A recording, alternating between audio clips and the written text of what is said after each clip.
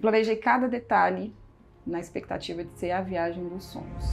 A criança chorando e aquele calor, aquela agonia. A quantidade de pessoas no Brasil que já tiveram a oportunidade de fazer uma viagem assim para a Europa com uma programação dessa não é tão grande, né? Mas que não foi nada de sonhos. Uma sequência de erros e de descasos e de injustiças. Indo num casamento de familiar na Europa e essa frustração não deve ter sido fácil.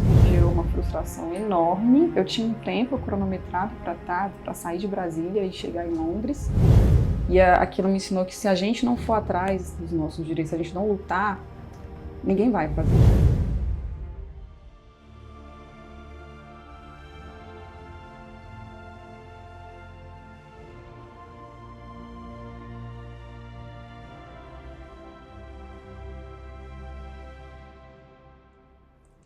Clícia, a jornada que me forjou, que prazer ter você aqui.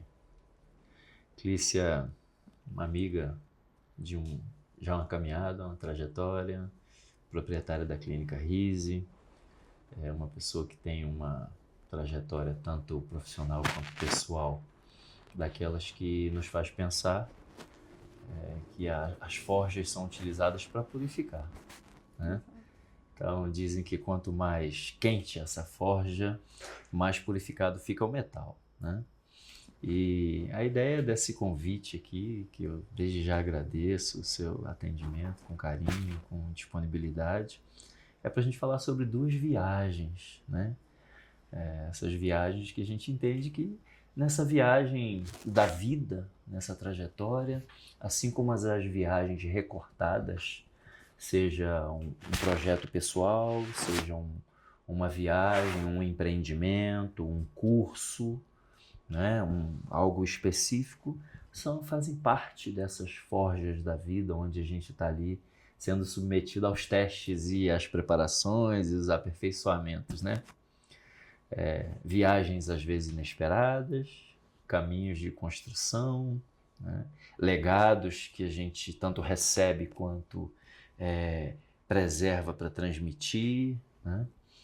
E eu queria falar sobre duas grandes viagens da sua vida, uma mais curta e a outra que perpassa a sua trajetória profissional como dentista, como proprietária da clínica, né?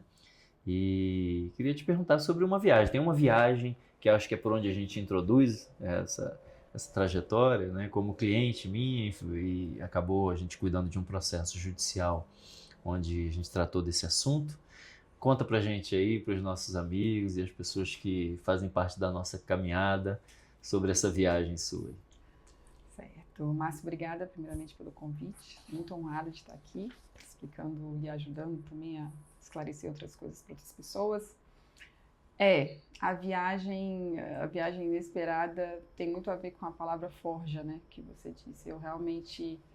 a gente vai sendo moldada, a gente vai, né, em fogo, em ferro, em martelo, e a gente se torna o que a gente nasceu para ser. Essa viagem é uma viagem em 2018 para Londres. Eu tinha um casamento para ir de uma prima na Itália, então eu idealizei essa viagem, né? Falei, não, vai ser tudo certo, e assim vai ser. Eu vou encontrar com outro familiar, né? Meu tio na época em Londres, vou levar meus pais. Meu filho, na época, tinha 1 ano e meio, meu marido da época, vamos. E planejei cada detalhe na expectativa de ser a viagem dos sonhos. Mas, para minha surpresa, o início dessa viagem não foi nada de sonhos. Foi, na verdade, uma sequência de erros e de descasos e de injustiças. E, enfim, a gente estava um horário previsto para embarcar. Eu cheguei no aeroporto com mais de 2 horas de antecedência, mala, criança pequena, papinha, hora de sono, aquela coisa toda. E quando eu cheguei, a gente fez todo o procedimento certo, despachamos as malas, entramos no avião, e o tempo foi passando dentro do avião, e nada de ninguém falar nada, e não decolava, e sem ar-condicionado, sem água, sem informação, ninguém sabia nada. 1 hora se passou, a gente dentro do avião, a criança chorando e aquele calor, aquela agonia. Eles removeram a gente do avião e falaram, olha, vocês vão ser realocados para outro voo, eu e mais, acho que 17 pessoas juntas, e vocês vão para outro voo. Ok, descemos, chegamos lá, no guichê de volta, não tinha nada reservado, ninguém sabia da informação e a gente estava lá. E ficamos lá. E é claro que gerou uma frustração enorme. Eu tinha um tempo cronometrado para sair de Brasília e chegar em Londres. Tinha passeios reservados, tinha encontros, tinha sonhos. E agora que eu lembrei, para completar, era aniversário de casamento. Tinha toda uma estratégia para a noite do casamento, enfim. Essa foi a viagem. Isso foi o inesperado dessa viagem. E você ficou quanto tempo, então, nesse início? Isso aqui em Brasília ainda? Aqui em Brasília. Aqui em Brasília. Quanto tempo você ficou entre o horário que deveria ser, né, a decolagem e a espera efetiva? Nossa, a gente ficou de 3 a 4 horas ainda depois disso. Porque entra no avião, sai do avião, espera, a briga para saber para onde é que a gente ia. Já estava à noite já. Eu cheguei 2 horas da tarde. E essa resolução toda, assim, para embarcar, a gente ia embarcar às 5h40 da tarde. Essa saída, volta, já estava quase 9 da noite, 10. Eu só consigo, assim, a memória, o registro que ficou, eu lembrava muito de toda a sequência da cronometragem que eu tinha com o meu filho, de horários de criança. Então... É possível compreender que, na qualidade de advogado, né, que vivencio experiências, relações contratuais, que uma passagem, um transporte, seja ele de qualquer natureza, é um contrato, né, uma prestação de serviço. E é claro que, embora exista ali um contrato, uma prestação de serviço, exige todo um projeto por trás. Então, é possível imaginar que você, com esse contexto todo, que envolvia casamento, aniversário de casamento, viagem de criança, viagem de pais, né? Hoje em dia está muito na moda esses dias, e aí a gente abrindo uma janela aqui, eu vi um jovem que ele chegou de manhã cedo no quarto do pai dele. Acho que ele já morava só, mas chegou lá na casa do pai, falou: pai, arruma a mala que você vai viajar comigo. O pai: não, mas eu tenho trabalho essa semana e tem um monte de reunião e tudo. Não, pai, hoje o senhor vai viajar comigo porque eu quero comemorar os seus 70 anos. Mas para onde, meu filho? Eu tenho uma série de compromissos. Não. E aí houve toda essa programação e ele arrumou a mala com o pai e entraram no avião, e só aí foi um presente, né? Eu imagino que os seus pais, né? Eu não sei se seus pais já tinham viajado para a Europa, mas eu sei que deve ter sido também uma alegria. 3 gerações, né? Seus pais, você, seu filho, né? Indo num casamento de familiar na Europa, e essa frustração não deve ter sido fácil, assim como os inesperados da vida, né? Se apresentam para a gente. Esse é o caminho aí da forja. Como é que, a partir daí, a viagem, que depois me parece que ela acabou acontecendo, né? E embora com essas frustrações, mas exigiu de você um reorganizar, né? Das emoções, né? Certamente perdeu algumas programações, né? Conta aí esse fechamento aí de como que a viagem seguiu. Foi possível ela acontecer e com quanto tempo de atraso você acabou chegando lá? Sim, a pergunta que você tinha feito antes, meus pais já tinham viajado para a Europa, mas não nós. Era a primeira viagem do meu filho, e era uma viagem muito longa. Meu filho é o primeiro neto, sim. Então aquela expectativa, de viajar todo mundo junto, e eles não tinham viajado daquela forma. Eu tinha planejado muita coisa, a gente ia encontrar um tio nosso, um primo do meu pai, que também já tinha muito tempo que ele não via. Esse tio estava esperando a gente em Londres. A gente chegou, né, porque depois eles realocaram a gente dormiu em Brasília, que não estava previsto. No outro dia, 11 horas da manhã, que já era para eu estar em Londres, no outro dia de manhã eu estava aqui ainda, em Brasília, fui para São Paulo, era para o Rio a viagem original, né, a escala. Fui para São Paulo, de São Paulo pegamos o voo para lá, a gente chegou praticamente com 26 horas depois. Eu já tinha perdido 26 horas. 26 horas? A gente chegou no dia do aniversário de casamento. Era pra chegar antes. Ufa! Mas mesmo assim, sim, a programação já tinha ido E as emoções, a incerteza de efetivamente chegar, né? Nossa, e assim, a gente teve que fazer a limitação do dano. Eu falei, a gente já perdeu. Eu tinha que chegar lá pro check-in do hotel. Não tinha como falar pro hotel que eu estava em atraso. Ainda tem isso. Alguns hotéis não aceitam depois do tempo. Não, eu cheguei lá, a pessoa falou, você perdeu. Eu já tinha debitado do cartão. Eu tive que realocar, a gente teve que fazer uma nova reserva lá, pagamos muito mais caro, uma reserva na Sim, hora. em cima da hora, né? E meu tio que estava esperando a gente ele era o pai da noiva, ele já tinha ido para a Itália, ou seja, meu pai não encontrou com ele, não Ixi. fizeram o passeio juntos, não botaram a conversa em dia lá que eles queriam fazer. Enfim. Então seu tio estava em Londres esperando vocês, sabe? voltou para a Itália. Era cronometrado, ele já foi para a Itália, enfim, ficamos lá, né? Fizemos o que podia fazer ali do que tinha sobrado do tempo pra gente. A gente ficou menos de um dia em Londres. Era para ter passado 2. Eu não sei se a gente tem estatísticas disso, mas a quantidade de pessoas no Brasil que já tiveram a oportunidade de fazer uma viagem assim para a Europa com uma programação dessa não é tão grande, né? Às vezes leva o planejamento de uma vida, né? Como no seu caso, casamento, né? Celebração, filho pequeno. Às vezes um planejamento de uma vida. O que essa experiência te ensinou, né? Como a necessidade, às vezes, de lutar pelos seus direitos. Essa viagem me ensinou que a gente não pode contar só com planejador. Eu era muito planejadora, então a gente tinha que... A vida joga com a gente, né? A vida testa. Então a gente faz curvas, a gente tem que saber se virar. E nessa viagem, assim, surgiu uma coisa que eu nem imaginava que eu poderia ter, que era... Eu fiquei tão indignada com o que aconteceu, que surgiu aquela vontade de lutar pelos meus direitos. Eu sabia que eu estava fazendo uma coisa justa, não foi legal o que aconteceu, e aquilo me ensinou que se a gente não for atrás dos nossos direitos, se a gente não lutar, ninguém vai fazer.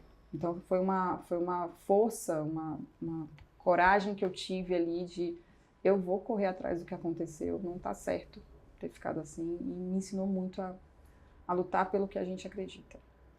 Bacana.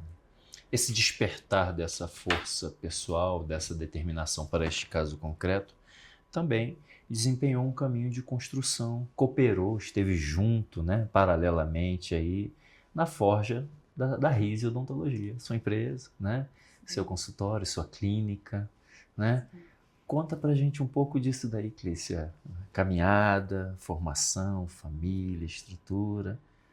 Conta aí. A Rise, né, ela surgiu exatamente disso. Os meus pais, assim que eu formei, formei na Universidade Federal de Uberlândia, voltei para Brasília.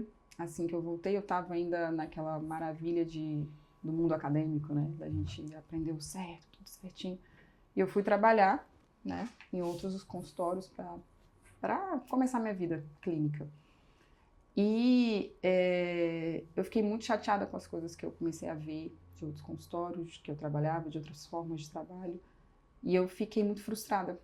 E diante da minha frustração, os meus pais, os dois são funcionários públicos aposentados, né, eles pensaram de forma diferente em como que eles poderiam me ajudar. O meu pai, ele me ajudou bastante porque ele pensou assim, não, eu acho que o caminho aqui no Brasil é ser funcionário público, a sua estabilidade, né, você poder trabalhar do jeito certo. E aí ele pagou cursinhos para eu fazer, porque eu queria, não, agora eu quero ser dentista concursada. Eu não queria largar a odontologia, mas eu queria ser dentista concursada. E ele me pagou alguns cursinhos, né, eu fiz na época. Cheguei, na época teve o concurso do MPU, fui classificada dentro das vagas para MPU e estava estudando. E a minha mãe, por outro lado, ela me via também estudando e trabalhando ainda ao mesmo tempo em outras clínicas. Eu cheguei a trabalhar, né, como eu já falei algumas vezes, em outras 5 clínicas ao mesmo tempo. E ela pensou assim, por que você não monta o seu próprio consultório? Eu falei, que dinheiro, senhora. Como iremos fazer isso? E aí ela vendeu o carro dela para poder dar a entrada no primeiro consultório, na primeira cadeira, numa salinha pequena, em Sobradinho. E eu tive que fazer uma escolha. E essa escolha, né, foi uma escolha do coração, se eu seguia estudando para concurso ou se eu ia clinicar. Que gesto incrível da sua mãe, né? E me faz pensar que esse fornalha ali, né, que te prepara um profissional liberal trabalhar em 5 clínicas, né, ou em 5 ambientes,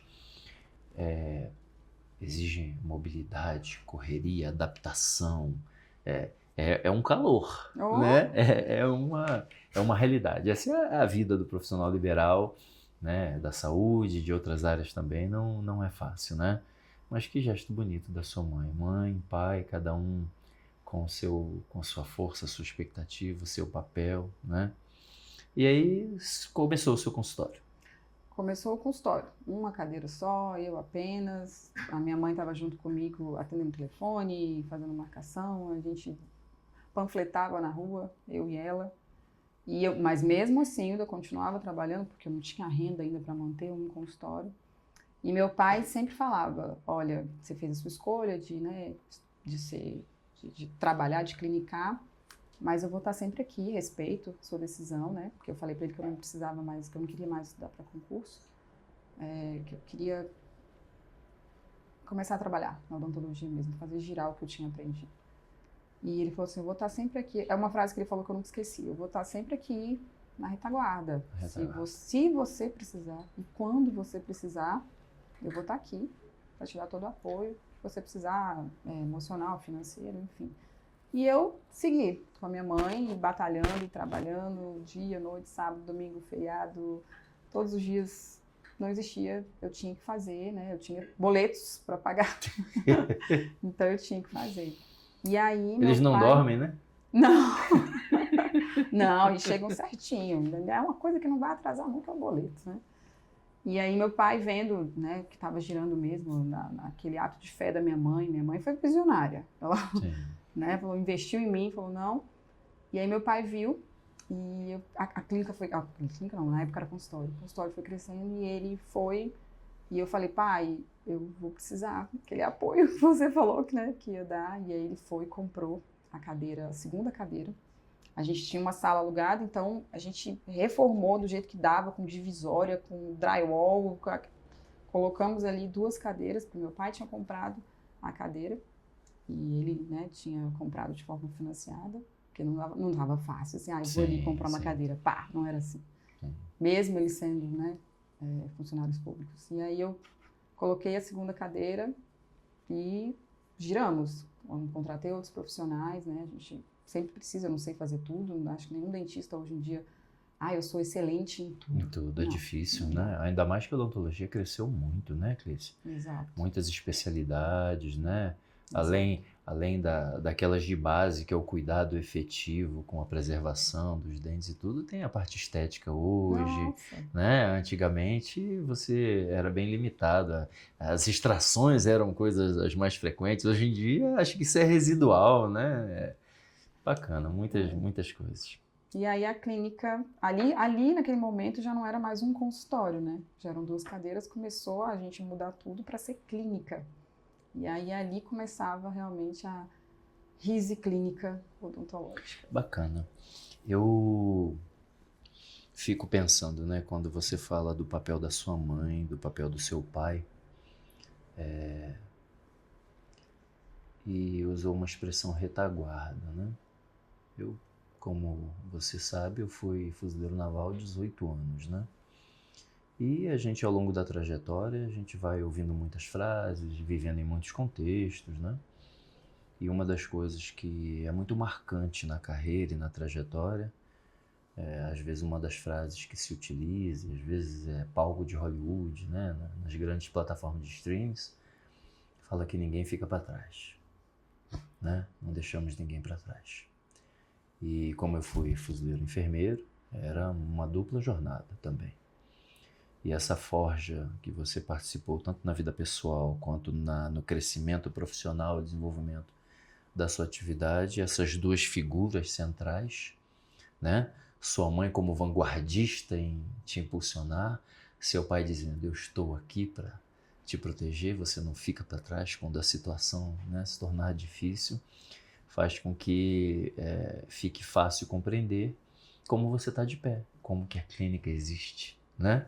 A gente, num mundo em que você tem hoje muitos e grandiosos desafios, né, profissionais e de desenvolvimento, de crescimento, nenhum de nós é perfeito e completo sozinho, a gente não consegue desenvolver as nossas habilidades sem os suportes, sem os apoios, né?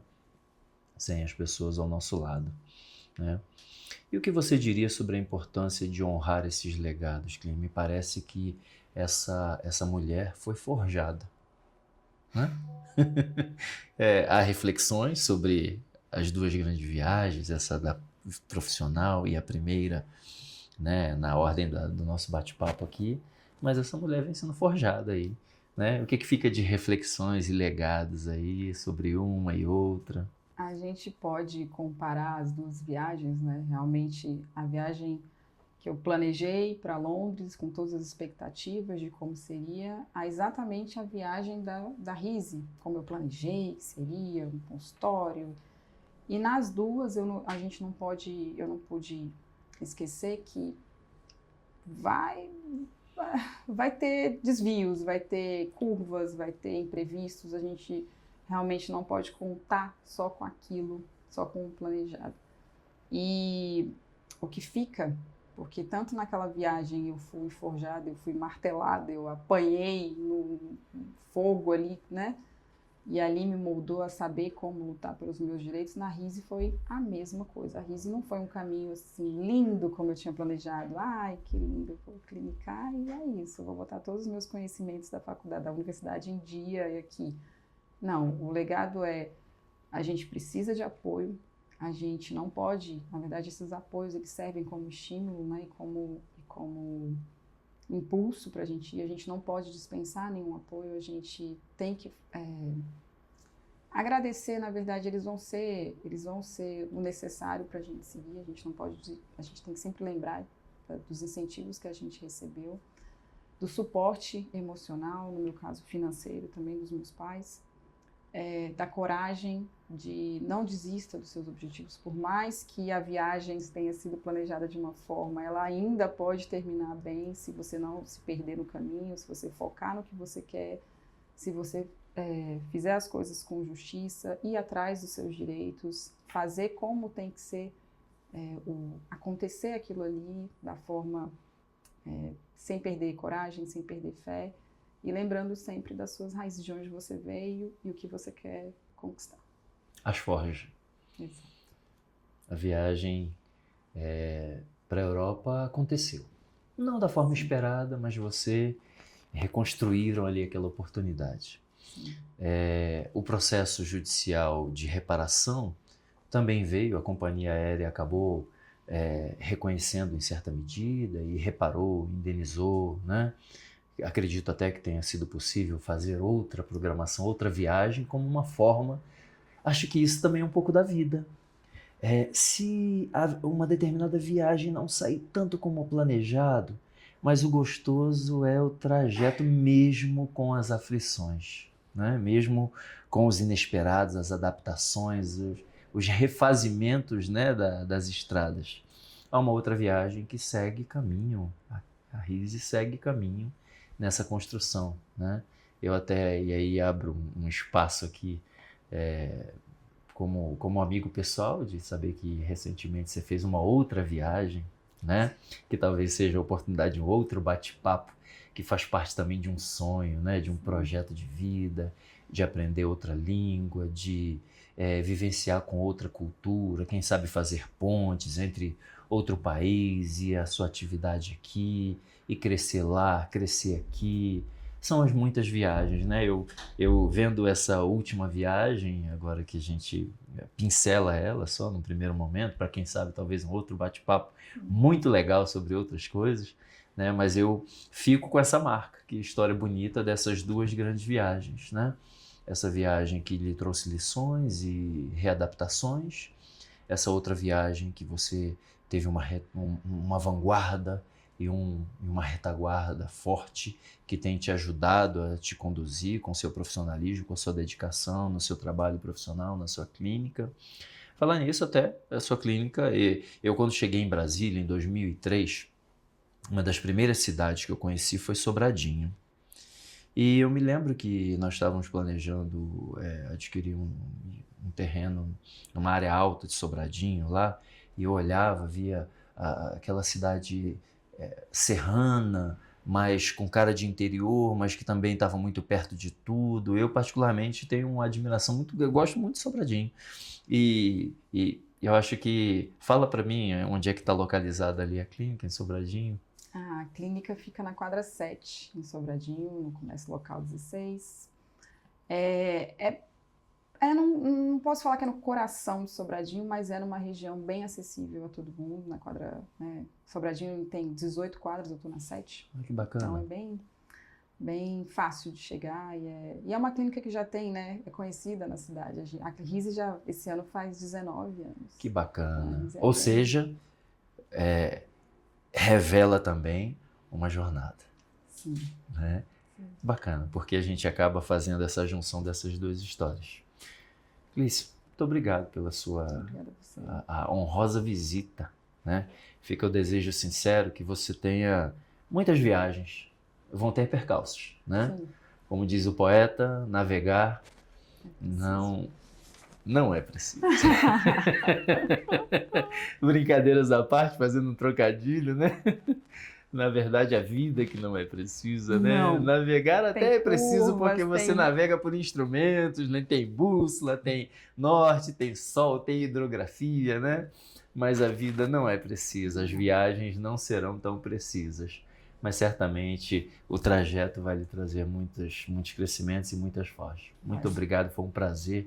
Eu desejo sucesso na vida pessoal, nas muitas jornadas e na sua vida profissional também, com a sua clínica, com a sua vida, com o seu trabalho. Muito obrigado por ter vindo, viu? Obrigada a você, sucesso para nós. Um abraço. Se essa história mexeu com você, é porque vidas tocam outras vidas, assim como o direito é intrínseco à sociedade, a sociedade é o direito. Compartilhe com quem você acha que vai ser legal.